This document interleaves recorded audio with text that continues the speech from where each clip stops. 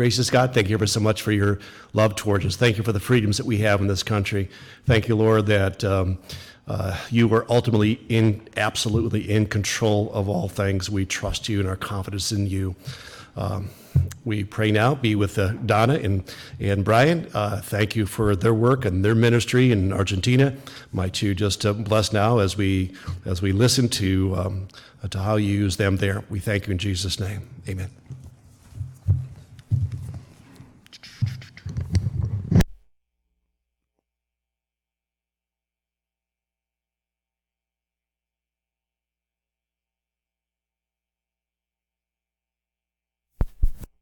Good evening, everybody.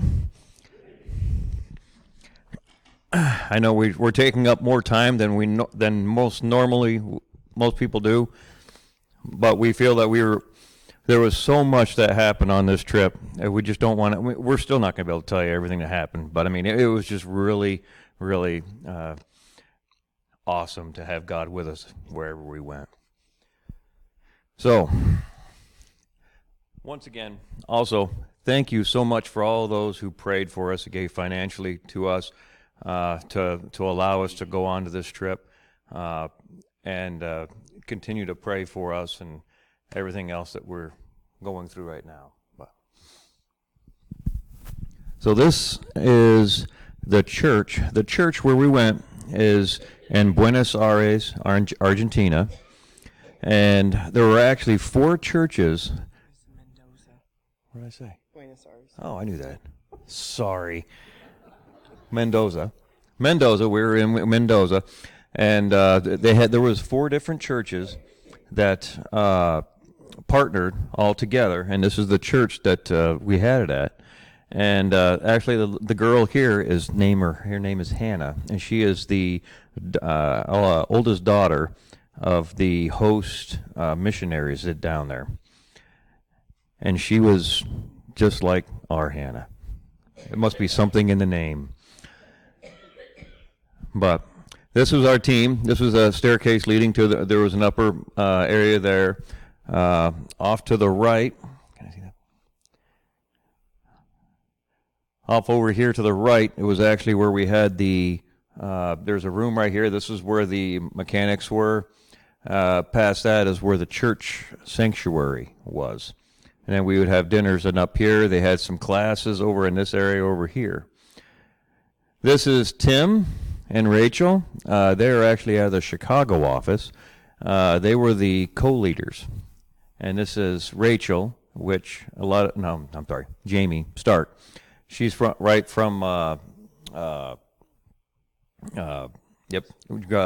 Wheels for the World. And she was helping them out. And then this is Cheryl, and we got this is the whole team right here, because I'll never get all the names right. I should have wrote them down. And this is the first time that Wheels for the World has gone into Argentina. Yep. So we were the initial team going in there. Well, from seasoned to newbies, we all were used mightily by God. It was amazing that this lady here, her name is Janet. We called her Jan. She's been doing this for I think about 10 years or so, like that. She walked around with ski poles.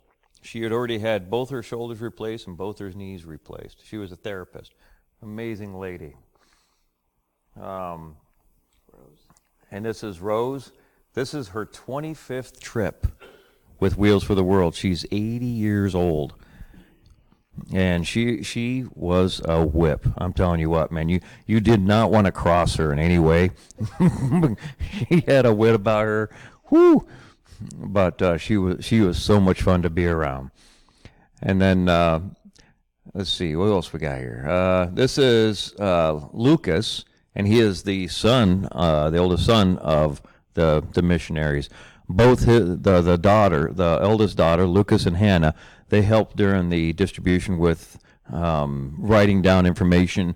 They would write it down, like the stories and stuff like that, or any other information they might need, and through translations and stuff like that. So they were a huge help. Hannah was much more, I think she was more fluent, because I guess that's girls for you. But I mean, Lucas was doing very well also. Well, as some of you guys know, we were sidelined for a few days. We were supposed to start off on Monday, and it didn't happen. The government kept on saying, well, you got to sign one more piece of paper. You got to sign one more piece of paper. This guy's got to sign it. So they got the host missionary, Javier, was actually traveled all the way down. It was like 45 minutes he had to go travel down there, and he spent basically 3 days running from office to office to office to office, pushing pieces of paper in people's faces. And he was fantastic about that when he finally got it done. But, as I say here, surprise,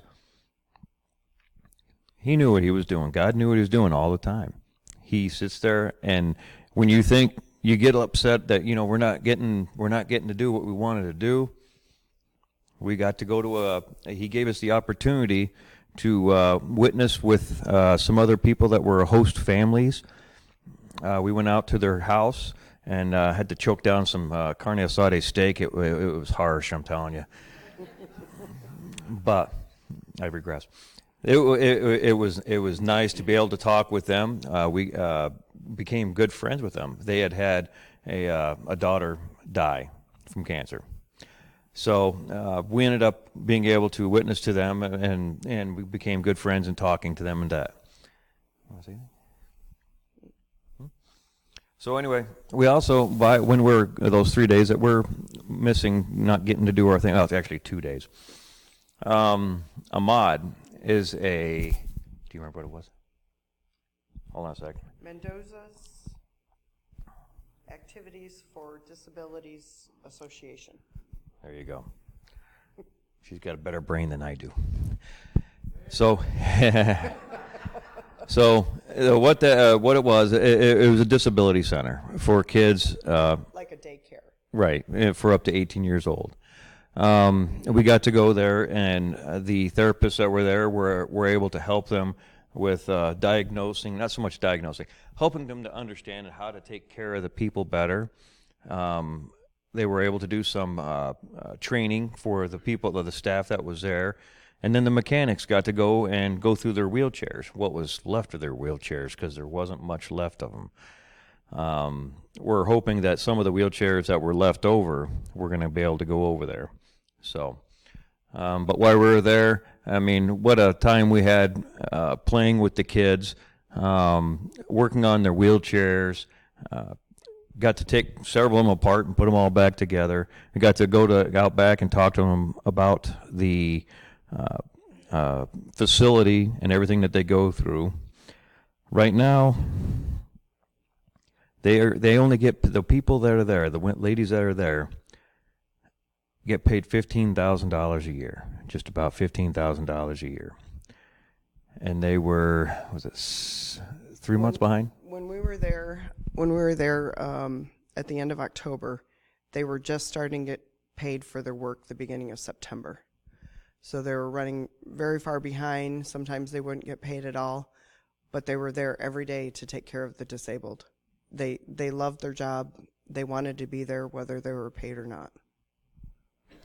So you figure down there it takes about $1,000 to get a wheelchair. So figure how many people actually get wheelchairs when they're down there. But finally, they pushed the last piece of stuff through on Tuesday at about 6 o'clock. They got it done, but they wouldn't allow. It's almost like union. They wouldn't allow our guys to go down there and load the trucks, or one big tractor trailer. They ended up having to sit there, and two people from that facility were the only ones allowed to load all the stuff into the back of this truck. And then they gave another stipulation that said that the truck could not enter Mendoza at dark. So that's why we actually didn't get the stuff. We thought maybe we'd get there Tuesday night, get everything set up, and then do it. But 7 o'clock in the morning, we finally got the truck here. all 200 and I think 200 wheelchairs. Then there's walkers and everything else with it. And as you can tell, it was very much packed in there tight. So it was quite interesting. And of course, the day that we're there, the only day there where it actually was trying to rain. Go figure that one out. This morning. It was this morning. So thankfully, the church had set up a nice tent, and most of the chairs that had the most cushion seats and stuff like that were stuffed up under the tent the best we could, and got everything figured out, and figured out where everybody was going to be and whatnot. It's got everything going out. So, and then they came, and the body of Christ was amazing. This was the one trip, the only trip that I've been on where all of the churches that were involved were there. From the moment they stepped into the gate, they actually were out in the town before this to get people. They walked out on the town, they'd see a disabled person and then go talk to them and bring them in. So, but they sat there, but as they came in, even at the gate, there was somebody at the gate. As they came to the gate is what you see here in all the tables. They had canopies set up along here so that people could get out of the sun. They gave them food. They gave them water. There was never a moment that anybody was ever left alone. And there was somebody with them all times. Even all the way through the stations, people just kept on following them through. And then he sent us, as always, the young, the old, the able, and the crippled, the broken. This gentleman here, he was in a car accident about a month before, I think it was. And he has a family of 3, if I remember right, wasn't it? And basically, this is where he's at now. And his wife was so gracious to him and took so good care of him all the time. And, obviously he's got his trach, but he was extremely happy to have a chair when he came in. Had this guy here, he was extremely happy to have his wheelchair, to be able to move around because Mom had to carry him everywhere. And then on the other side, the lady over here, this is her daughter here. Her daughter had to move her around everywhere. And the therapist that's there with them showed her how to move her around without hurting her back. So that was a really great thing. You could barely understand anything she said. You had to get right up next to her to hear anything that she did say. But Donna got to do a whole lot more of everything this time. She floated around in a lot of different places. She got to help me at the last day of the distribution. We actually made up another station, so she got to work alongside of me a lot. So that was fun.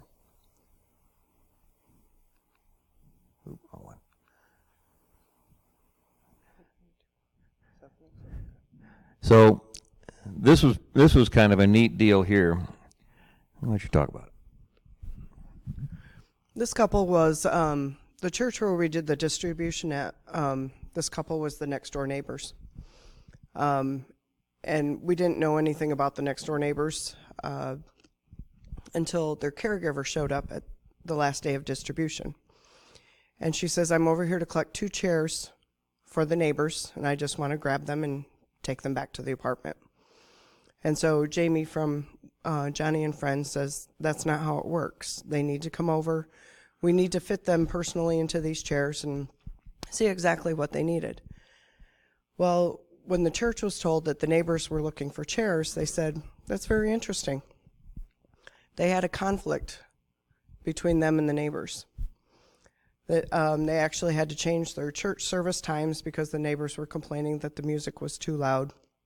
And so they changed their church times to accommodate the neighbors. And actually the guy in the red shirt there talking to the gentleman, he was the one that had gone over, and the neighbor was very, very rude and very forward with him, I guess.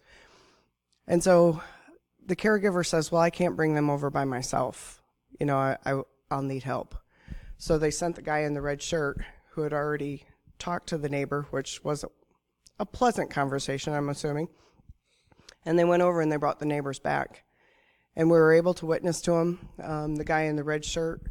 I mean, with what he had gone through with the neighbor, not being very polite with him and stuff, he was so gracious to this guy, just showing God's love to him. And even though they had a history, he put that behind them and just loved on him and gave him the gospel, gave him Johnny's book, and explained, you know, how this whole distribution came to be, and just really poured out into him. And so when they left, there was hugs all around. Everybody was happy, and the neighbors went back. We haven't heard any more, you know, if they're coming to church or what, but the neighbors got to see the other side of the church and what the church was doing for the community. So it was a really neat story. And what was neat when they came in, you could just see the guy there. He came in, and you could just see his face. His face was, you know, just angry. Just his lip was sticking out. He was just very upset. Did not want to be there. By the time he was done, his face had completely changed to the point of he was relaxed and he was happy. And you could definitely see God working in the gentleman.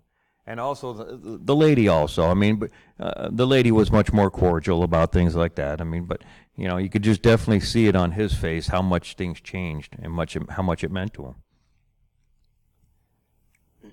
This guy looks, when you first look at this guy, all you think is he looks like an old farmer. He was missing his leg from the knee down.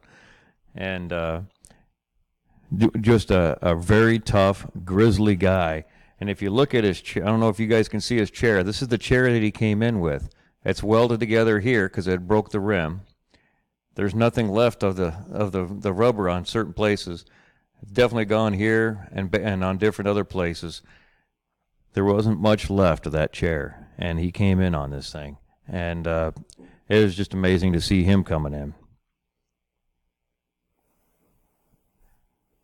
Tears and laughter and rejoicing in praise.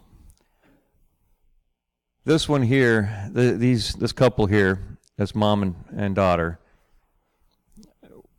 she was 13, and mom always took care of everything that she did, way over babied her. She carried her. I mean, the lady wasn't much taller than her, standing there. I mean, she was only 4.5 feet tall, and she would sit there and move her around everywhere if she needed to get from this seat to that seat and everything. So Jamie said, you know, let's make her a transitioning board.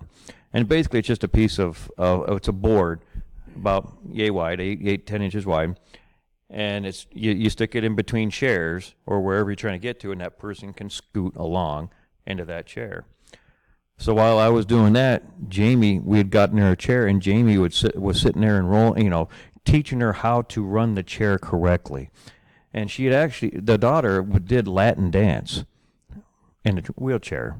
But I mean, she never really knew how to run a wheelchair. She just kind of went along it, and everybody pushed it for her. So Jamie's showing her how to do all this stuff in the wheelchair, and mom's just sitting off to the side watching everything. And she's watching her how to do all this stuff, and then she got her back over there, and they took they showed her how to do transitioning from one chair to another, and the daughter was able to, she finally figured out how to move back and forth on the board and everything. And the daughter was just absolute smiles. She was just so happy, and just you could see the fire in her eyes lit up, and the mother was absolutely bawling. One, I believe, was for happiness. That, for her daughter to be this happy, to see her act like this. I think, two, was the relief of her back, for one. And to be able to sit there and say she has a future. She's going to be able to move on and become somebody in her life other than, just sitting in the house all the time. So that to watch the mother, I mean, she she would sit there and hug on you and cry, it was a very moving situation. This one here, obviously Bubbles. Bubbles are the best, man. Absolutely. That was one of my favorite things to do. We made sure we brought Bubbles with us. And every time I could, I'd go around and I'd blow bubbles for the kids and stuff like that. And this little guy here, as you can see, was just about ready to pop my bubble. And he was having a great time with that. And I always tell the story of in Awana, where there's a little guy in there one time. It was 2-3 years ago. And he was one of them guys that, he was a little special. But he was always in your face. And when he talked to you, he was right here. And there was this one day, we're working on our books, and he had some bad breath. And I says, look, man, you're in my bubble, back away. And he comes over to me and he goes, pop! I was like, all right, I'm done. So after that, what do you say to that? This one here, can you guys see him?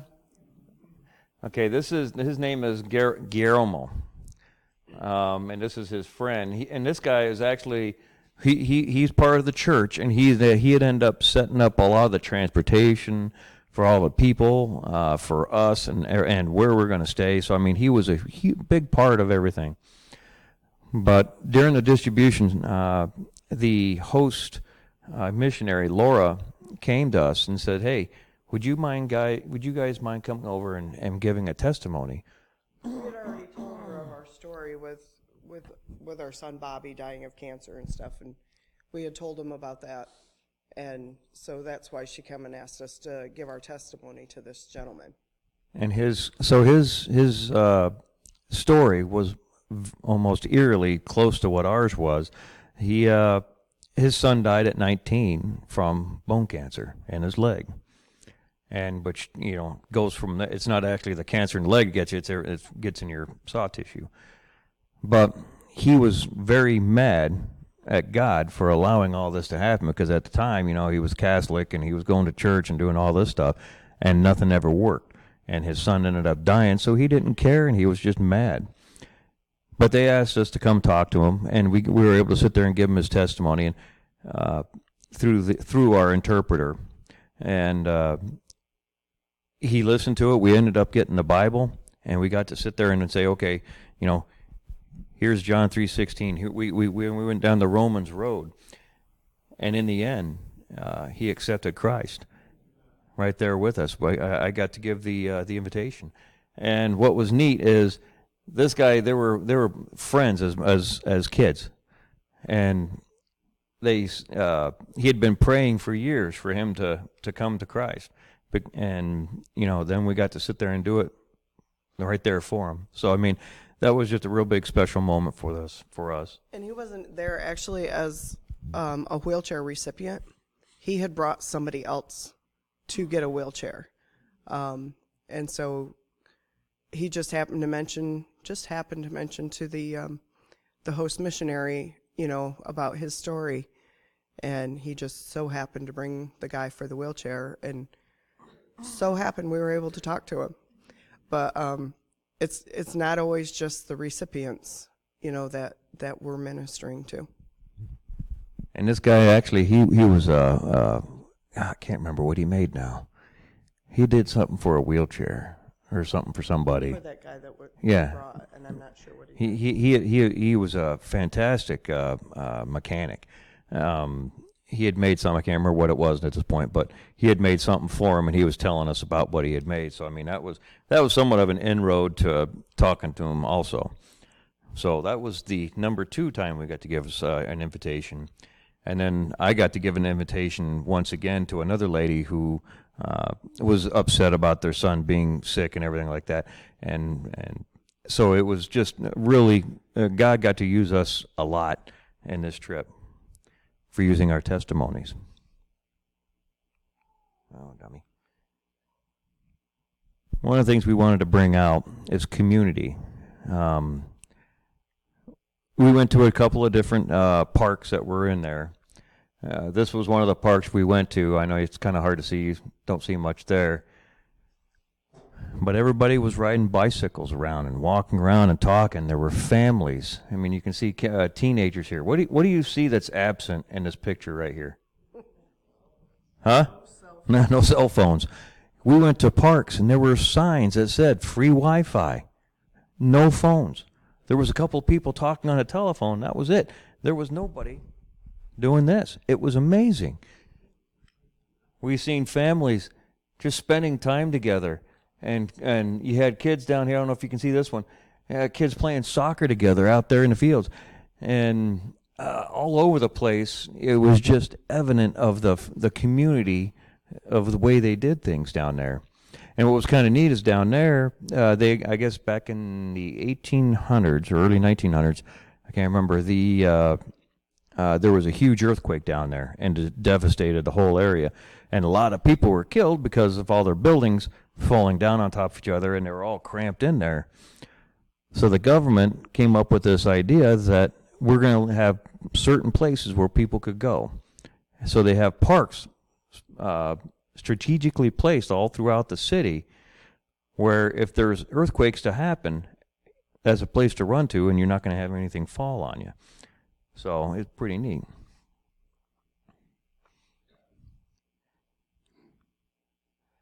And then it's mate time. It's kind of like Dunkin' Donuts for Argentina. But what was neat about the mate is that, everybody shares it. I mean, it's almost, down there, they have from like 2 to 4, everybody takes a day off from 2 to 4. They go home for Naps or lunch and their siesta. So. And then they open back up at 4 and work until like 9 o'clock at night. So this is a mate set. And the mate is another part of what we feel is their community, their personal relationship with each other. And what it is everybody carries around, not everybody, but there's a thermos of hot water, and there's this fancy little cup. This is basically the normal case that most people have. So you have your thermos with your hot water, and then you have your mate cup. And then, of course, in the bag or in your can, you carry your herbs with you. And you can have anything from mint to orange to, and they mix up it's a tea, but it's a loose leaf tea. So you pack your mate cup with your herbs and then add your hot water to it. But there's a special straw in it, and it has a filter in it so you're not sucking up all your herbs. And I know a lot of people here probably, you pass it from person to person. You don't have your own personal straw. That's what I did at first, Jen. But they had informed us the end of the straw is brass, and brass does not carry the bacteria. And plus the hot water that you suck up, but you just pass it. So there's the host person, which was Laura, which is in the picture with Brian. She was the host, and so she had her thermos of hot water. And so she would fix the first one, and she would drink it herself.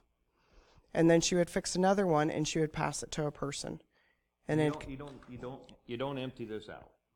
You keep the herbs in there. You just keep adding hot water to it. You add water into it until it comes up to top, and then you drink it till you slurp. Till you slurp. You have to have that sucking sound at the bottom before you can hand it back to her.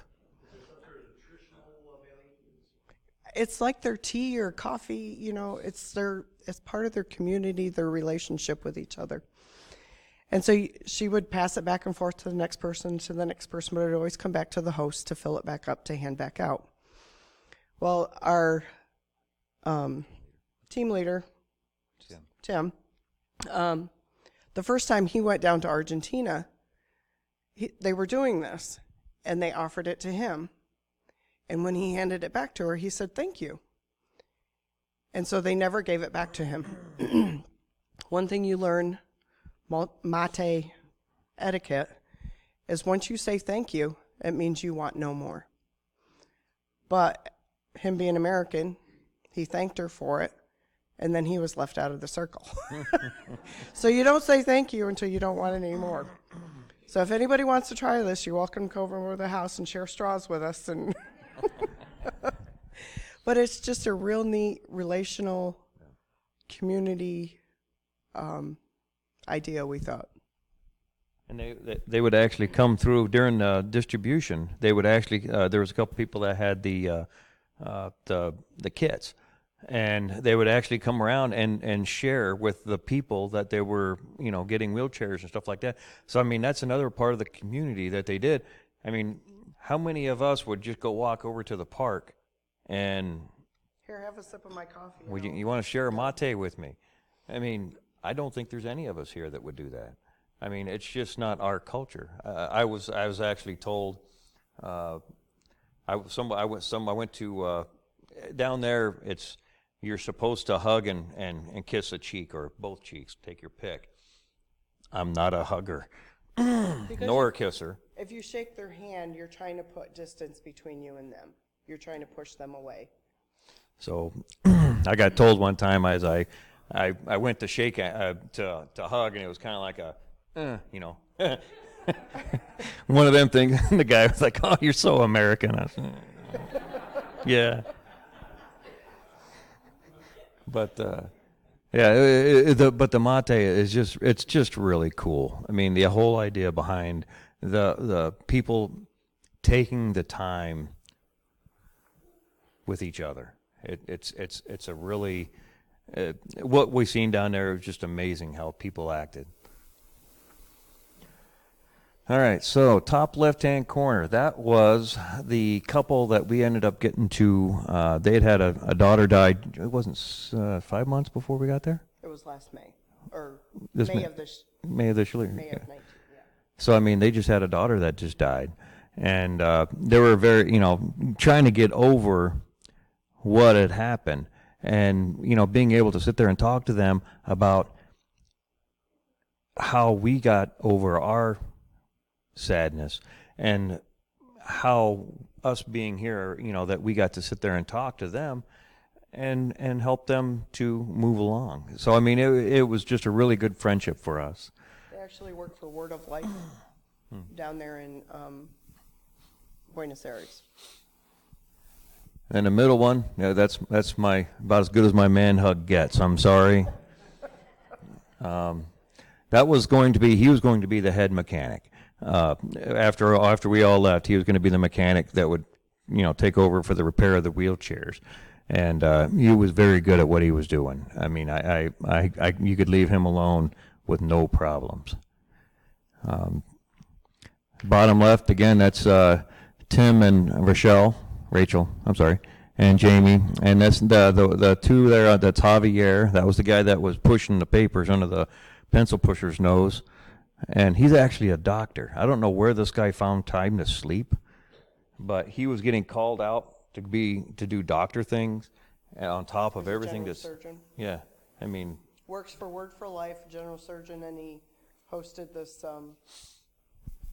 wheel drive. and his wife there, she was amazing.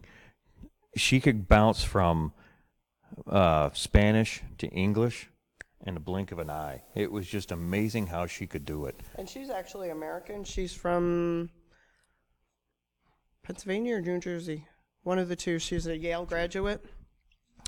Spent a lot of time in South America on different classes and outreaches that she did through Yale. And she loved it so much down there, she stayed and now has a family of her own. And they come back every 4 years to visit her family and stuff. But they were, what a fantastic couple. And that was one of the things, the whole relationship thing and the mates. Those guys would stay up until 1 o'clock in the morning. I don't know if it's because they're yanked out on this stuff or whatever, but I mean, but they still got up 8 o'clock in the morning, so it's pretty impressive. Of course, we had to walk down the street and find ice cream. You got to have ice cream. The lady on the left, that's Veronica, another phenomenal person. She's out of Pennsylvania. she was another one that could sit there. She was actually from Argentina, and she moved up to the States when she was really young and got all of her schooling and everything done that. So she stays up here and does that, but she likes to go on these trips. But she could a phenomenal mechanic. She understood how to turn wrenches. She would sit there, and it was kind of funny because you were sitting there. She's trying to find out, how the person moves, what they do and whatnot. So the mechanic just kind of sits back and watches everything that's going on. You're kind of like, okay, but you're not understanding a thing. And she would be able to sit there and talk to the person in Spanish and turn around and tell you exactly what they said. And then go back over here, and then she'd going back and forth. And every once in a while, she'd be sitting there and she'd say it, and she'd listen to them, and she'd turn over to me and speak in Spanish. I'm like, what? But it was just fun. I mean, to work with her. But she was a phenomenal person. Again, our host missionaries, it was from left to right. It would have been Rebecca. That was their youngest. Laura, Lucas, Javier, and Hannah. Again, Hannah, she was so much my daughter. It was scary. I mean, they gave her a little clipboard, and she's walking around like this, writing stuff down on it, and she'd get into people's faces. She was exactly like my daughter when she would get around people like that. You give her a job to do, and she was on it. She was cool. Even Rebecca was getting into it. She was kindergarten. Yes, 5, 6 years old, and they gave her a job to do, and her job was basically to stick stickers on different pieces of paper that they needed to figure out what was what. And so I mean the whole family was part of the mission. So this is the daughter Hannah, again, just like my daughter, notes. And it says, Donna, I loved to see you active. You were doing this and that and very into it. That inspired me, for that I must say thank you. It was great to work with you. I hope you enjoyed as much as I did. From Hannah. And then for me it was thank you for helping fix the chairs and for making people laugh and smile. I think that's very special. God gave you a talent with kids. Of course, got to play. This was the last day they did a going away dinner breakfast for us. And there were 20 people on our team. She did a personal note for every person on that team. And it wasn't just a thanks for being here. She picked out something special about you that you didn't think she was watching, but I guess she was. So she did a special note for all 20 people that were on that trip. And I think she was only maybe 11. So she has a very keen eye for people and their gifts and what they're good at. So our totals for the week in 3 days, we did 119 wheelchairs, 24 walkers, 13 crutches, 6 canes, 146 people were served, 24 children, 122 adults, 352 people heard the gospel, 57 accepted Christ as their Savior, and 86 families agreed to be visited by one of the churches. And that was the other thing that was so cool, is that the church had already figured out how to take care of all that. They were ready to go after it. So, I mean, it was just a really, really special church. All of the church is. So what's next? That's the big one. Well, apparently they like us. This was our trip to find out, is this something we really want to work towards as a co-leaders or as leaders? So obviously we liked it a lot, and we liked the idea of doing it, and they are pretty happy with us. So we have one more trip, and that's going to be with another person from Johnny and Friends, kind of like Jamie Stark did for these guys. So we've got to go off on one more trip somewhere. We don't know exactly where yet, to go on a co-lead with them. So that's where we're at. We're looking to move forward into the leadership side of it. I'll get out of the mechanic, and well, I probably would never be out of the mechanic. I'm probably still rolling around on the floor, but that's where we're at with that. And on our next trip, the plan is to take Sam. So he better get his walking shoes on. Get ready to fly. Don't know where we're going. There's possibilities of Peru. There's possibilities of El Salvador, Thailand. They've even they've mentioned India, but last we knew that they were closing the doors last year. But that's one thing that they brought up to us this year is, with Brian have gone to India for so many times, wanted to know if we were interested in India this year. So they've mentioned that. They mentioned Peru, El Salvador, Thailand, and there was a fifth place. Ukraine. No, Poland. Poland. Was it Poland? Go to Poland. So if you'll pray with us about God, where God would lead us, what He would have for us, and just because the next place that we go, wherever they send us, doesn't mean that that's going to be our country that we go to. That's just our final co-lead with Johnny and Friends before we go out on our own. And then once you get your, I don't know, you want to call certified or whatever, then you usually end up with one country that you stay at, but they are willing for you to move too. If they have openings and that's where you want to be, and that's where God's leading you. So we're just praying now of where we'll end up, where God will lead us next, and what will be Sam's first trip. And it's I catching kind of what they were talking when we were talking to Jamie about it, is kind of one of the ideas. I almost think they want somebody to. They want a couple that are able to go wherever they might have to go. So we may end up being, jockeys, float around everywhere we go, which, hey, it's kind of fun that way. Keeps everything new. So I'm always up for the challenge. But all right, we have one more thing. We're just going to play a quick video, and it's just a synopsis of our whole trip and everything that we learned and did through it, and just enjoy it. Oh, before we do that, anybody got any questions? Wow. Oh, wait a minute, Pat.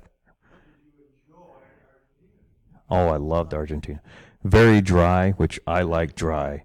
It was kind of flat where we were, much like Texas. But then, obviously, you see in the one picture here with Don and I, when we went up to eat steak. We were up to the mountains, up to the snow-capped mountains. I mean, it was absolutely gorgeous over in there. But like I said, most of the places that we were was pretty flat, but it was dry. The weather was phenomenal. It was 80, 90 degrees a couple of days, but it was nothing. It's dry heat. The season is opposite of ours, so in October they were just beginning their spring and into their summer. Yep. So we tried to talk, the guy that took over Argentina, we tried to talk him out of going back to Argentina and letting us have the country. But he wasn't too willing on that one. Yes, Pastor. So you found the culture much more accepting of disability than India. Yeah. Better than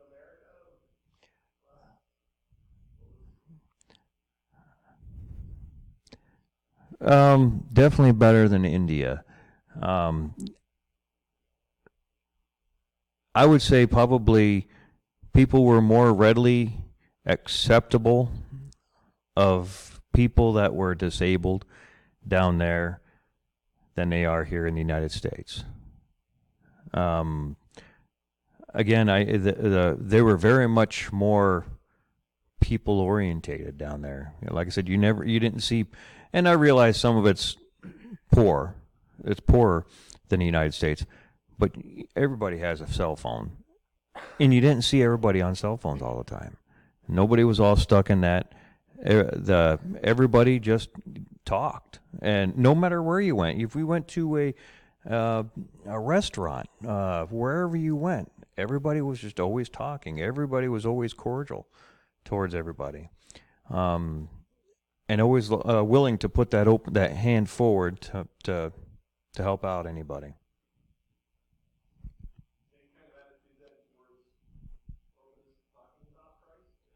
Oh yeah, very much. Very open. Yes. Yep. They had no problems listening to anything. I don't think anybody ever said that no, they don't want to talk to anybody about Christ, of the recipients or anything like that. Anybody we talked to when they prayed or everything like that, whenever they prayed in a group before they moved on at the station where you worked on it, nobody ever picked their heads up and looked around. They always prayed. And many times you saw tears. And it wasn't because of the wheelchair. It was because of the love that was coming out of all of us to them. So Christ's love was just oozing. I guess it's a nice way to put it. Anybody else? All right. If you got any more questions, let us know. If anybody wants to share a straw, we can do that.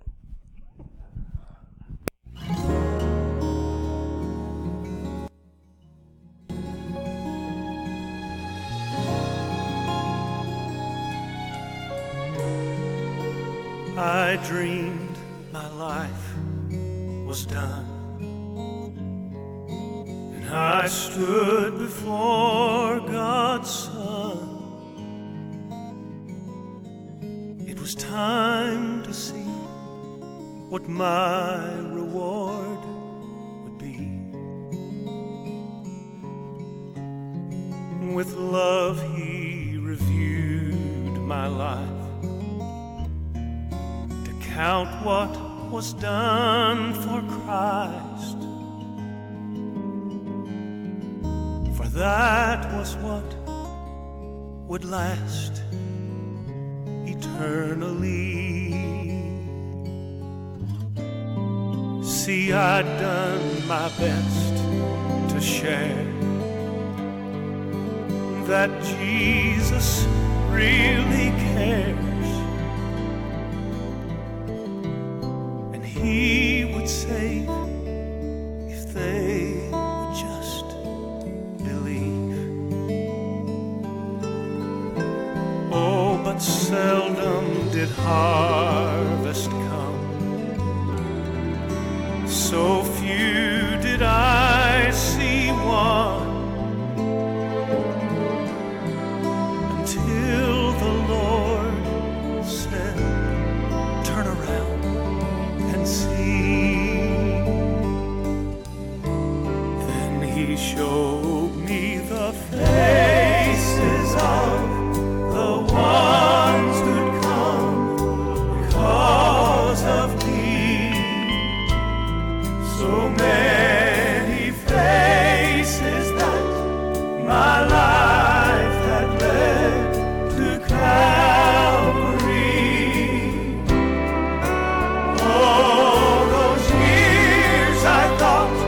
Nobody saw as I labored in lowly places. That's when Jesus smiled and showed me all the faces.